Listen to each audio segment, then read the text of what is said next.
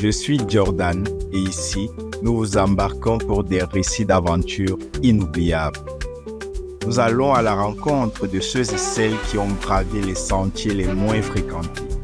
Nos invités, les aventuriers du quotidien, vous dévoilent leur périple extraordinaire. Bienvenue à Travel Talk. Bonjour à tous et bienvenue dans ce nouvel épisode de Travel Talk, l'émission des âmes qui voyagent. Et justement, aujourd'hui, nous avons le plaisir d'accueillir, bien invitée pas comme les autres, Mesmine, une jeune voyageuse ou solo voyageuse camerounaise qui a fait du monde entier son terrain de jeu. Avec une communauté de plus de 15 000 passionnés sur Instagram notamment, elle partage ses expériences à travers le monde, de la Bretagne à la Cappadoce, du Cameroun au paysage fascinant du Laos ou encore le Cap-Vert, le Maroc et la Thaïlande.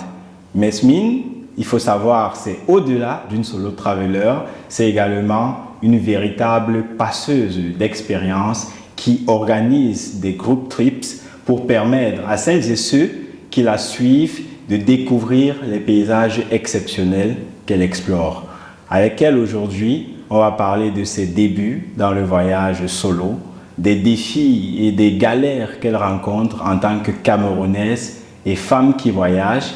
Et bien évidemment, elle nous contera ses anecdotes incroyables à travers le monde. Bonjour Mesmine. Bonjour Jordan. Il faut dire que je suis trop contente de te recevoir aujourd'hui. Tout le plaisir avec moi. Voilà. Je t'ai découverte assez récemment avec une vidéo extraordinaire que tu as faite dans les monts Manengoba aujourd'hui. Et voilà, on va parler voyage. Donc, avant de commencer, je vais te laisser te présenter et voilà.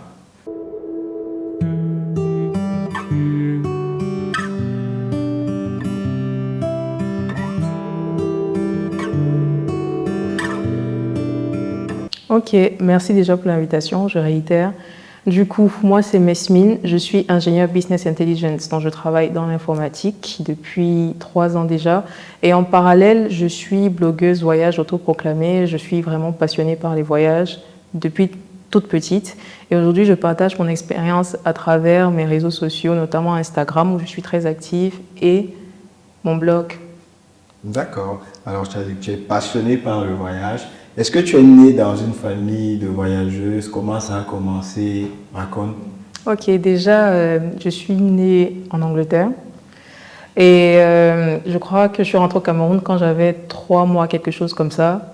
Et toutes les vacances, les grandes vacances, je voyageais avec mon père et mes sœurs. On allait en France, en Angleterre, parce que j'ai eu une famille séparée très tôt. Mes parents sont séparés, donc je venais chaque vacances voir ma mère en Europe, en France, et c'est comme ça que le voyage est né, on va dire. Déjà, je suis née à l'étranger, donc tout dire.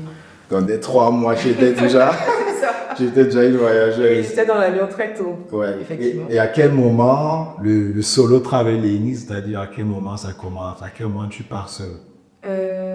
Alors, je suis arrivée en France en 2017 pour poursuivre mes études et j'ai commencé à voyager seule en 2019 après mon stage de M1. Okay. De base, je voulais voyager en couple, mais ça ne s'est pas passé comme prévu, la relation s'est arrêtée et j'ai commencé à proposer un peu à mon entourage, est-ce que vous pouvez venir avec moi, etc. Et personne n'était intéressé, d'autres avaient d'autres blancs et d'autres voulaient voyager en amoureux à leur tour. Et je me suis dit, je ne vais plus attendre personne, je vais y aller. Donc j'ai commencé par le Portugal, à Porto. Et j'ai fait 4 jours. C'est comme ça que ça a commencé. Dans ton premier voyage solo, c'était à Porto. C'est ça. Et c'était quoi les difficultés de leurs défis rencontrés? De vrai, je n'ai pas vraiment eu de difficultés. C'était simple. Déjà, de base, peut-être ça ne se voit pas sur les réseaux sociaux, mais je suis une personne timide dans un premier temps. Donc, ce premier voyage solo, je n'allais pas vraiment vers les autres. Je suis vraiment allée, j'ai fait mes activités, j'ai tout planifié. Et je ne parlais pas vraiment aux personnes que je rencontrais dans la rue. Je n'avais pas cette spontanéité-là. Donc, j'étais vraiment dans mon coin, je profitais et je discutais avec les gens que je pouvais rencontrer pendant les activités. Mais je ne sortais pas de ma zone de confort plus que le voyage solo en lui-même. Et pourquoi Porto comme première destination solo? C'était à côté. Ok. Je me suis dit, le Portugal, c'est pas loin de la France. Si on a un problème, je pourrais rentrer rapidement et ça reste en Union européenne. Donc, j'ai pas besoin de faire de demande de visa étant donné que j'ai un type de séjour. Donc, c'est facile, c'est possible. Et à quel moment après Porto, c'est quoi la suite? Bon, après, Porto, quand je rentre, Enchaîne. oui, je suis fière de moi. Honnêtement, après ce voyage, je suis vraiment dit, mais je peux faire des choses seule, en fait. J'ai pas besoin d'attendre toujours les proches ou bien copains dans la vie, etc. pour faire des choses. J'ai commencé à avoir cette mentalité-là. Et après, je suis restée dans l'Europe toujours pour les voyages suivants, mais cette fois-ci, je rallongeais le temps. Donc, je suis passée de 4 jours à 1 semaine, de 1 semaine à 2 semaines, etc. Toujours dans l'Europe. Et ce qui est drôle, c'est que quand j'ai commencé les voyages solo, je me suis dit, je vais jamais aller en Asie seule ou en Afrique seule parce que c'est trop loin et les cultures peuvent être très différentes d'un pays à l'autre. Donc, voilà.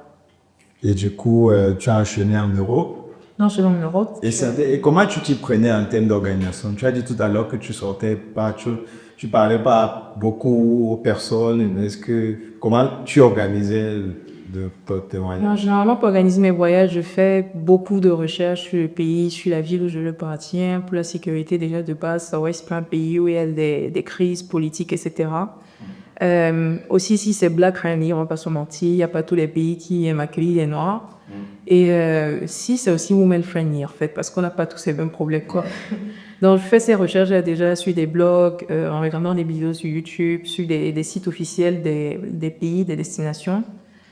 Et après ça, il y a des applications comme Get Your Guide qui donnent un aperçu des activités qu'on peut faire. Et puis, il y a plein d'informations maintenant sur des blogs, sur les destinations en Europe. Donc, je faisais ces recherches-là et après, j'y allais. Et quand je suis en place, franchement, c'est mon intuition que je suis. Si je me sens pas de sortir après 21h toute seule, je sens pas, je reste à la maison. Sinon, je sors dérouler, je le promène. Il y a cette spontanéité-là. D'accord. Et à quel moment précisément tu as ce déclic de te dire, ok, je suis prête à aller, puisque au départ, tu le dis, tu ne savais pas que tu pouvais aller hors de l'Europe, hors de l'Afrique. Mais aujourd'hui, quand on regarde ton CV voyage, on voit le Laos, l'Asie du Sud-Est, l'Afrique. Ouais. Encore une fois, c'est mon intuition. Et aussi, voyager seul, ça fait, gagner en confiance. Beaucoup. Ça fait vraiment gagner en confiance. On se sent capable de faire de grandes choses lorsqu'on rentre d'un voyage parce qu'on est sorti de sa zone de confort et c'est très challengeant aussi de sortir de sa zone de confort. Généralement, on veut rester dans son confort, dans ce qu'on connaît et quand tu rentres, c'est et sauve en fait. Tu as cette satisfaction d'avoir, conquérir, je sais pas comment expliquer, mais je te sens vraiment, vraiment fier. Mieux aussi. Tu as gagné quelque chose, tu as appris quelque chose, tu es sorti de ta zone de confort, comme je dis. Et c'est comme ça qu'à chaque fois, j'ai repoussé les limites. Donc, ça a commencé par les jours, la durée. Et après, je suis sortie du continent européen, en fait. C'est super intéressant ce que tu dis parce que là, on voit un aspect du voyage comme étant justement quelque chose qui nous montre, qui libère en fait notre potentiel finalement. Oui. Ouais. Et du coup, c'est quoi le premier ou la première destination que tu choisis hors d'Europe et pourquoi tu l'as choisi? C'est la Thaïlande. Okay. No need to ask, he's a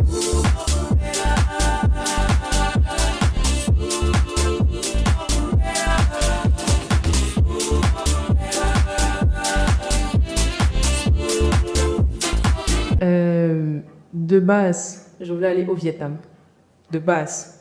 Mais c'était compliqué parce qu'on sortait du Covid, encore il y avait des séquelles et des demandes de visa étaient très longues. Ils demandaient beaucoup trop de choses, il fallait connaître quelqu'un sur place. C'était un exercice très périlleux, donc je me suis rétractée. Et je suis allée sur Google Maps, je me suis promenée un peu sur le globe et puis j'ai vu des pays à proximité, j'ai vu la Thaïlande et je me suis dit, quitte à faire autant d'heures dans un vol, autant me rentabiliser, il ferait plus juste sur place. Donc, c'est comme ça que je me suis dit, je vais prendre un show et essayer de faire 2 pays. Donc, le Laos était à côté, ça m'intéressait plus que le Cambodge, par exemple. Et je suis allée Thaïlande 2 semaines et Laos 1 semaine. C'est tout. C'est juste ça. C'était comment? C'était fantastique. D'accord, non. Qu'est-ce qui t'a marqué? La Thaïlande, c'est vraiment mon pays de cœur, franchement. Je me suis dit, en rentrant de là, je me suis dit, peut-être que j'irai m'installer là-bas, parce qu'ils sont vraiment, vraiment accueillants. Ils sont black friendly, ils sont women friendly. Chez eux, en fait, dans leur culture, ils ont ce qu'ils appellent des lady boys. Ce sont des transgenres, en fait, des hommes qui sont devenus des femmes, et c'est dans leur culture. Donc déjà, à partir de là, ça montre leur ouverture d'esprit. Ils ne te regardent pas dans la rue comme si tu étais un ovni. Ils sont très, très, très bien. Dans leur culture aussi, ils ont cette bienveillance-là. Par exemple, fun fact, en Thaïlande, ils ont des scooters. Tellement ils sont connus dans ce pays que lorsque tu as ton scooter, tu laisses tes clés sur le contact, tu enlèves tes courses, tu reviens, ton scooter est là. Moi, j'ai perdu ma carte bancaire à l'aéroport, justement en partant au Laos. Je m'en suis pas rendu compte. J'étais assise dans le vol tranquillement et puis l'hôtesse est venue me demander « Est-ce que vous avez vos cartes bancaires ?» Moi, j'ai répondu « Oui ». Elle m'a dit « Vérifiez ». J'ai vérifié, je me suis rendu compte que je n'avais pas ma carte bancaire. Ils ont arrêté l'avion. Enfin, ils ont décalé le départ pour aller chercher ma carte bancaire, venir me la donner. C'était ici en France. Je pense qu'on aurait quand même fait quelques achats là-bas. Voilà. Mais finalement, on voit que tu anticipes sur les galères, mais là, c'était une galère quand même qui finalement, justement, s'est bien passée par rapport à la région, la destination dans laquelle. Et là, tout à l'heure, tu as évoqué la question des visas. J'allais te demander, tu as un passeport au Gabonais? Oui. Voilà. Je sais, je voyage beaucoup. Je sais que ça peut être complexe d'être voyageur avec le passeport vert. Passeport fait. Voilà. Donc, comment est-ce que pour toi, c'est un défi? Est-ce que c'est des difficultés? Oui, c'est un défi, totalement. Bon, déjà, dans les pays de l'espace Schengen, ça va. Étant donné qu'on vit en France un type de séjour, donc on peut se déplacer sans demande de visa. Mais pour la Thaïlande, c'était simple. Généralement, quand on vit ici et qu'on a un titre de séjour, les démarches administratives sont plutôt simples. Par contre, ce sont les polices des frontières qui sont souvent compliquées. Mon arrivée en Thaïlande était plutôt simple, honnêtement. Mais c'est la sortie qui était un problème. Ah ouais? Qu'est-ce que tu racontes? Je devais passer la Thaïlande pour le Laos. J'arrive à l'aéroport à l'heure, comme il faut, etc., pour faire mon enregistrement. Et la dame au comptoir me dit « Tu peux pas entrer dans l'avion ». Je lui dis « Pourquoi ?» Elle me dit « Il faut avoir $2000 en espèces ». Puis je lui dis « Mais généralement, c'est déconseillé d'avoir de grosses coupures, soit pour un voyage. » Elle me dit « C'est pas moi qui fais les règles, c'est la loi contre le Laos. » Et puis je me suis dit, je vais faire une semaine au Laos. C'est un pays pauvre en vrai. Donc $2000 pour une semaine, je ne suis pas la princesse. Je ne sais pas, je n'ai pas besoin de faire ces dépenses-là. Et je lui montre les comptes en banque. Elle me dit, il faut l'argent en espèces. Parce que vous allez laisser $500 à l'arrivée au Laos et partir avec 1500. Et moi, je me dis, $500, pourquoi c'est énorme? Elle me dit, non, c'est une caution, on vous remettre que tout ça. Moi, je ne suis pas sereine. Et bizarrement, ce jour-là, j'étais chez Société Générale, l'application a craché, donc je n'avais pas accès à mes comptes en banque. Donc j'ai raté mon vol. Et juste comme ça. Et en fait, c'est la police du Laos qui mettait un peu la cale, parce que même quand je suis rentrée dans le pays, ils m'ont mise de côté quand ils ont vu mon passeport. Quand tu passes et tout, tu en passeras au Bordeaux et ils regardent la photo, ils mettent les crochets du pass. Moi, j'arrive, ils prennent mon passeport, j'ai encore l'image en tête. Il regarde, dit Cameroun. Il parle à son collègue, Cameroun. Mon collègue fait, après, il m'a mis quoi à côté. Du coup, je me mets à côté, j'attends, je demande, après 10, 15 minutes, pourquoi je suis là? Ils disent, vous venez faire quoi au Laos? Il dit, je viens pour le tourisme. Il me demande mon itinéraire complet, je lui donne toutes mes réservations, il me dit, attendez encore. J'attends, je ne comprends pas ce qui se passe. Après, il revient vers moi, je lui dis, je vis en France en fait. J'ai un titre de séjour. Et là, il me dit, faites-toi votre titre de séjour. Je lui montre mon titre de séjour. Et on me laisse passer. Ouais. Comme par magie. Juste parce que j'ai un titre de séjour français. C'est incroyable. Parce que là, ça a répondu à plein de questions que je m'apprêtais à te poser. Ouais. Est-ce que tu as déjà tu t'es senti discriminé en voyage, tout ça? Mais c'est incroyable. Mais du coup, est-ce que si tu avais des conseils à donner, par exemple, à des Africains, des Camerounais précisément, qui veulent voyager et pour anticiper évidemment ce genre de situation, que donnerais-tu? Tu devais refaire un tel voyage. Il faut seulement y aller en fait, en vrai. Parce que à chaque fois qu'ils vont voir ton passeport, ils vont toujours faire des vérifications approfondies. On va savoir pourquoi. Peut-être qu'ils ne voient pas suffisamment de Camerounais, donc ils ne sont pas habitués, ils se demandent pourquoi tu viens, ils sont un peu sceptiques. Mais à la fin de la journée, on te laisse entrer et si tu peux justifier pourquoi tu viens, que ce soit par tes réservations, tes activités, tout ton itinéraire en fait, et que tu es serein parce que tu sais finalement que tu n'as rien à te reprocher, on devrait te laisser entrer. Parce que la police des frontières n'est pas finalement l'image du pays en lui-même, parce que les personnes qui vivent au Laos sont, comme en Thaïlande, finalement très sympathiques, bienveillantes, etc. C'était juste la police des frontières qui était un peu, qui faisait leur travail, on va dire.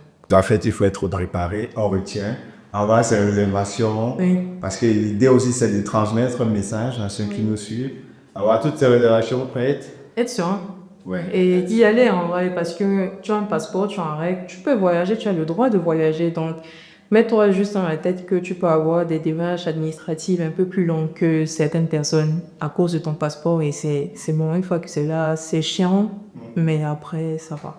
Mais finalement, les 500 €, tu les as laissés et tu as récupéré. C'est une histoire drôle en fait, parce que finalement, on m'a fait rater mon vol parce que j'avais pas 2000 $ sur moi. J'ai dû prendre le deuxième vol dans la journée et finalement, j'ai pu avoir les 2000 $ en espèces parce que j'ai appelé tout le monde, fais-moi finalement, je dois faire mon retrait. Et le deuxième vol, lorsque je vais m'enregistrer, je suis déjà traumatisée parce qu'il s'est passé le matin. Donc, je viens directement en mode défense et je dis, j'ai ma réservation, j'ai signé ça. Le monsieur me dit, pourquoi vous me dites tout ça? Vous n'avez pas besoin de ça. Vous avez votre billet, allez dans l'avion. Donc, en fait, c'est la dame. Oui. Mais c'est cool. J'étais tellement frustrée, je me suis dit, non, on a refusé que j'entre dans l'avion pour 2000 $ alors que finalement, c'était pas indispensable. C'était fou. Ouais. Et du coup, est-ce que c'est quoi les difficultés spécifiques? Est-ce que dans ces pays-là, en tant que femme, là on est un peu parlé en tant que Camerounaise, Oui. maintenant en tant que femme, est-ce que tu as rencontré des défis, des galères liées justement à ton genre ou des peurs, tu vois, Ça, c'est récemment, c'était en Turquie. Et c'était à Istanbul, seulement Istanbul. J'ai d'ailleurs fait une vidéo dessus et on attrape ma laisse dans les commentaires.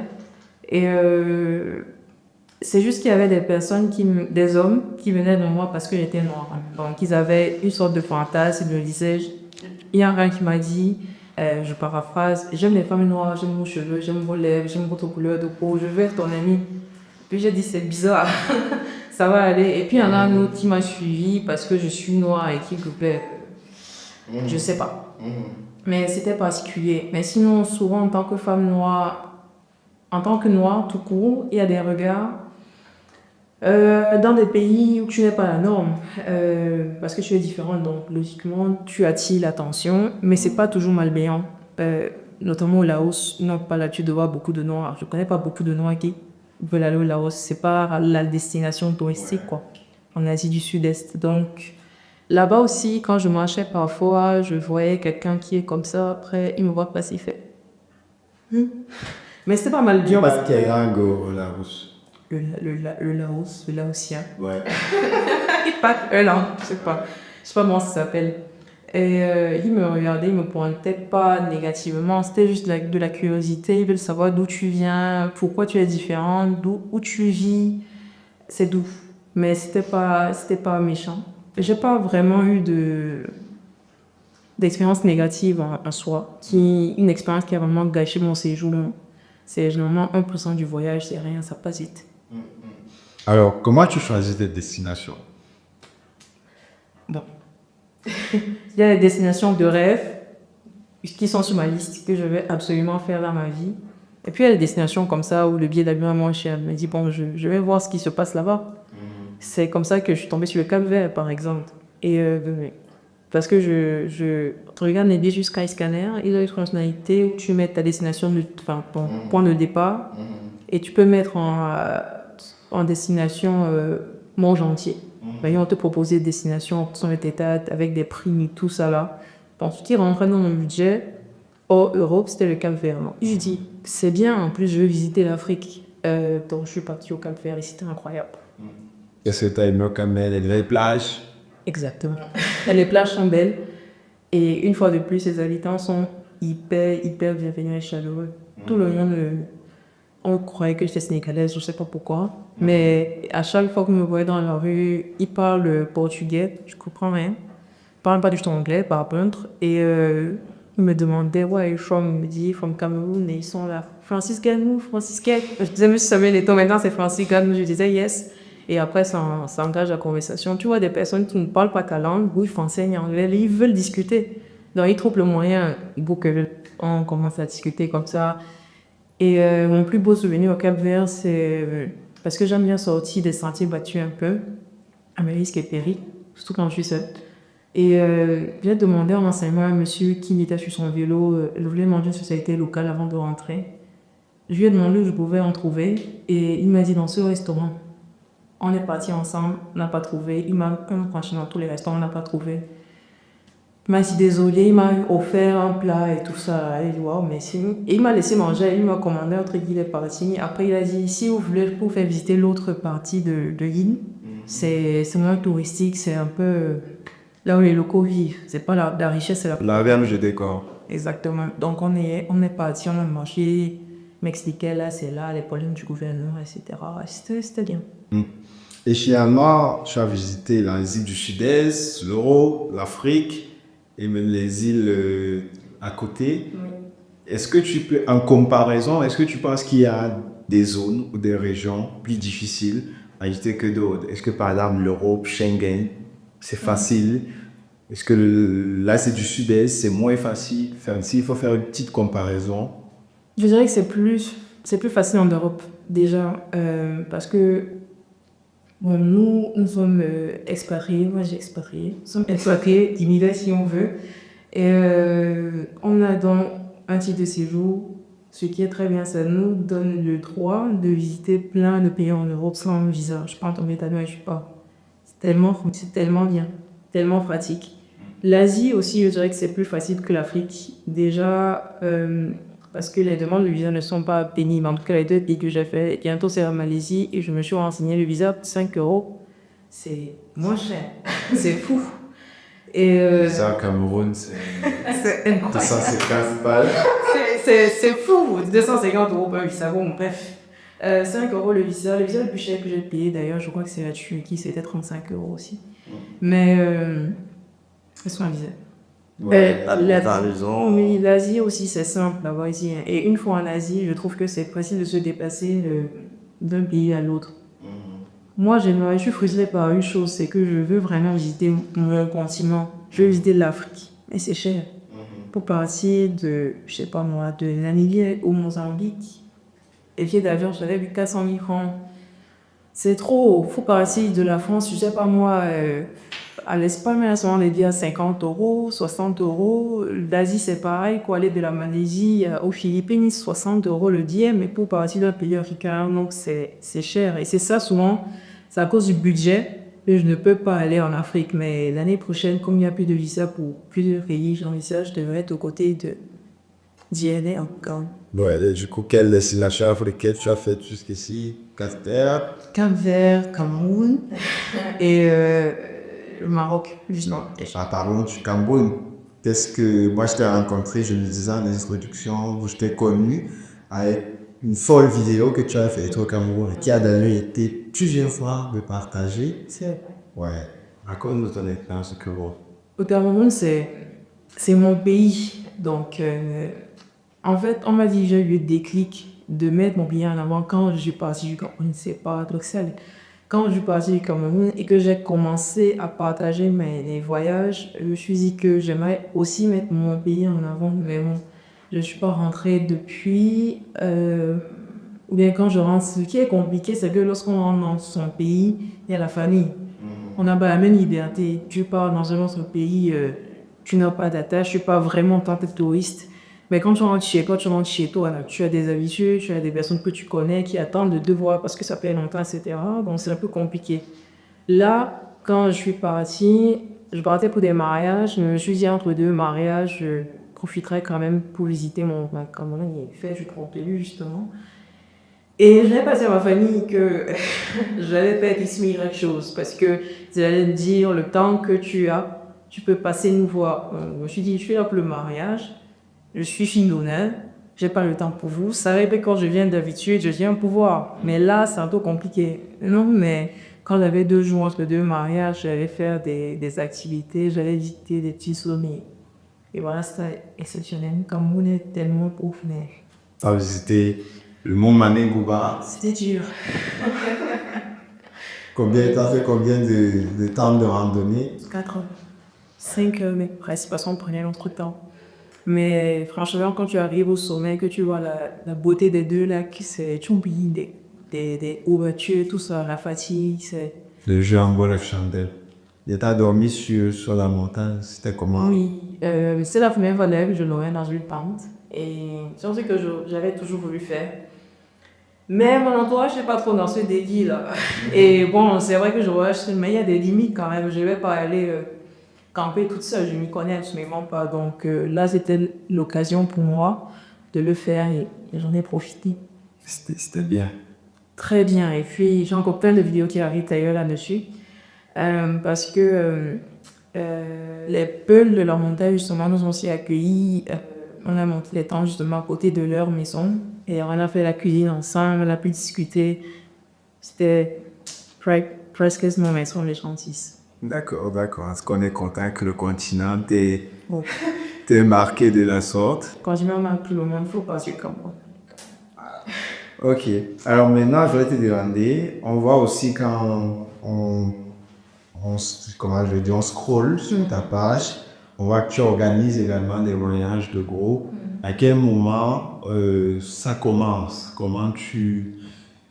Pour ça a commencé là récemment, hein, en ce début d'année. C'est tout récent. Oui, j'y pense depuis l'année dernière parce que je reçois des messages de femmes qui veulent voyager, mais n'ont pas encore le courage d'aller seule, chose que je comprends. Et je reçois aussi des messages des personnes qui veulent voyager avec moi. Donc je me suis dit, je vais peut-être organiser des voyages de couple dédiés aux femmes. Et donc c'est comme ça que j'ai communiqué sur le premier voyage des Philippines.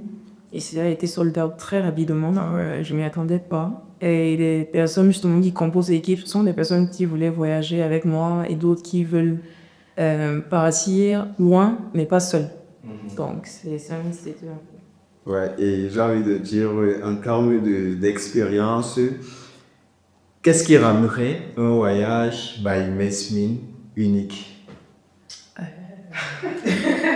L'authenticité. Parce que justement, les messages que je reçois souvent sont des personnes qui disent j'aime ta façon de voyager.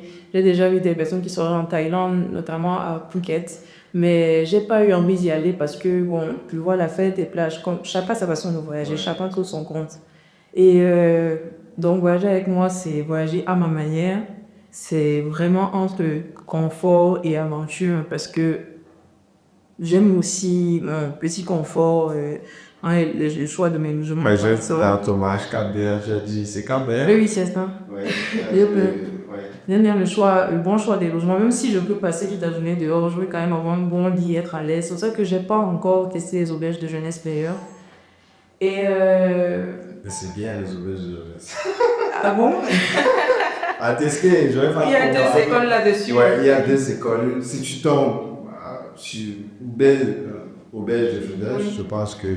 À Nissan, moi j'ai dormi dans une auberge de jeunesse, c'était trop bien. Ok. Pour les têtes, je pense que ça dépend aussi du pays. Parce que si tu vas dans un pays ou une ville où c'est vraiment la fête, tu t'attends pas à avoir des personnes très calmes dans ton dortoir, ça sera mis résolu. Mais ça sera ça en fait. Le premier, ça sera aux Philippines, du coup en mai. Et j'espère que les filles passeront un bon moment parce qu'on va marcher. C'est vraiment, c'est te donner un peu l'itinéraire. On arrive, dîner de bienvenue, on fait connaissance. Dès le lendemain, on est déjà dans le bus 3 heures pour aller dans les rizières pour faire le trekking. On va marcher, on va visiter, on sera près des locaux. On va peut-être aussi cultiver ces actions, je ne sais pas exactement.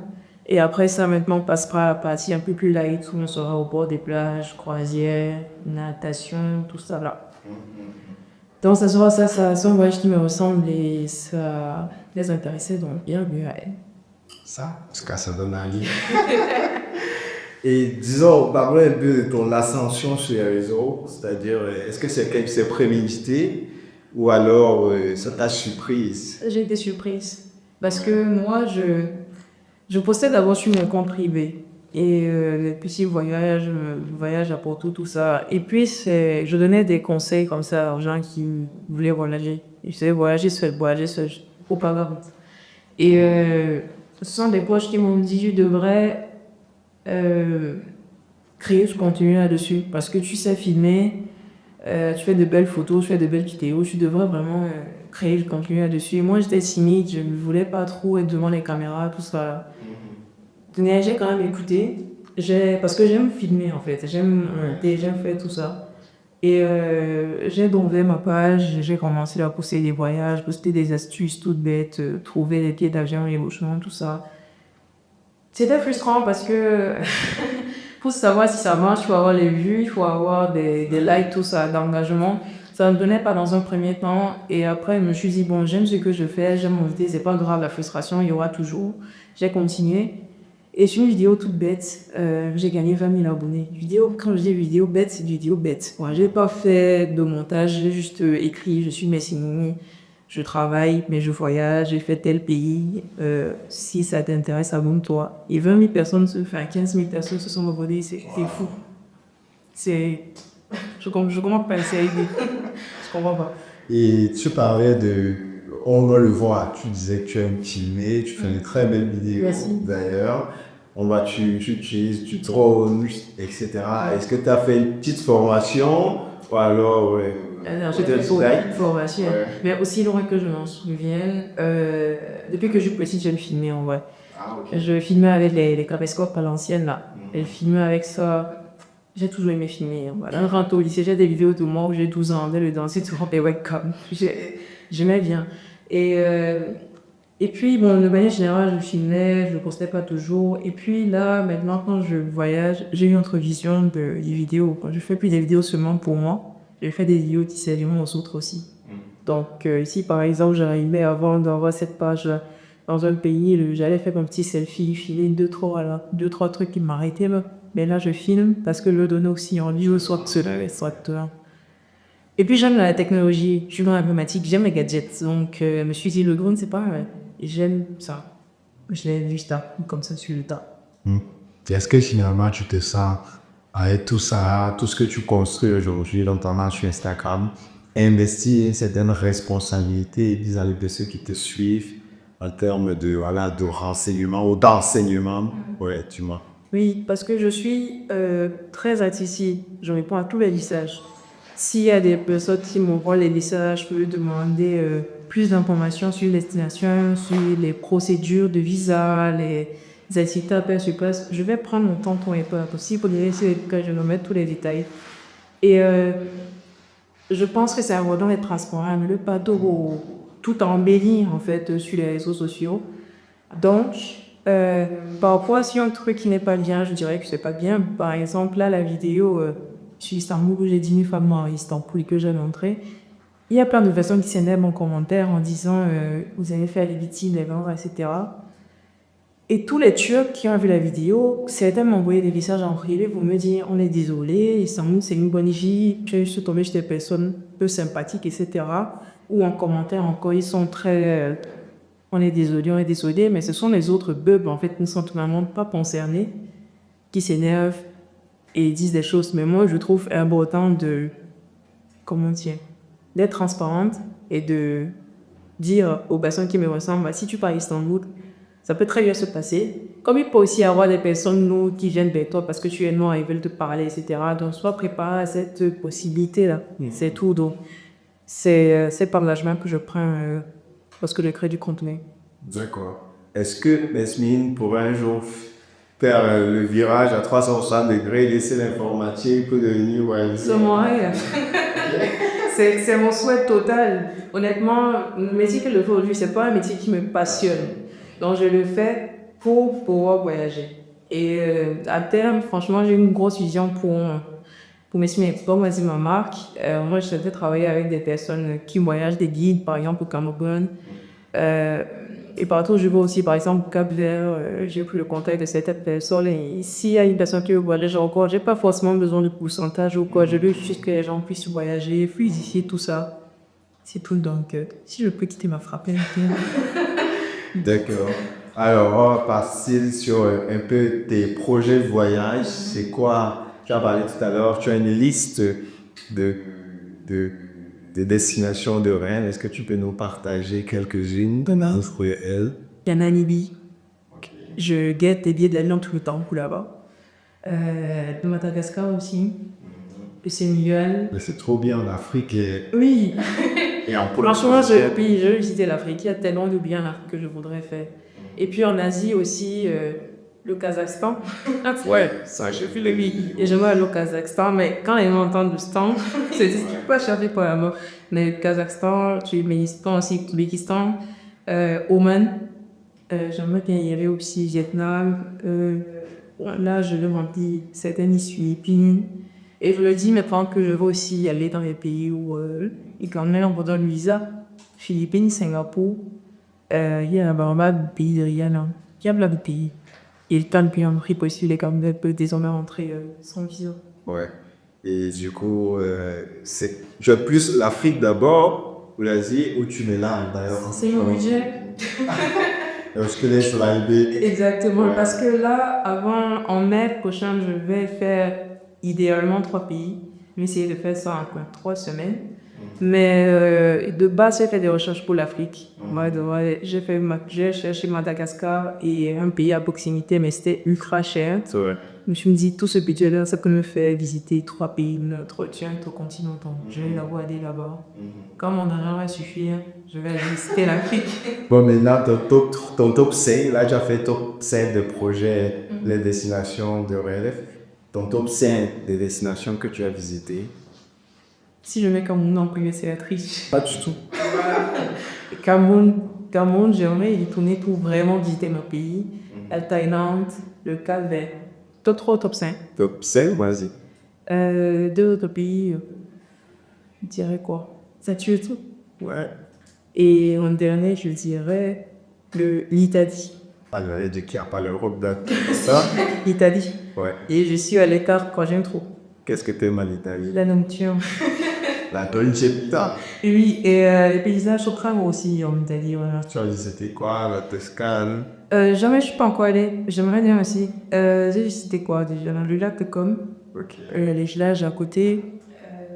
Rome, bien sûr. Oui, bon, il faisait très chaud d'ailleurs. La côte amalfitaine aussi.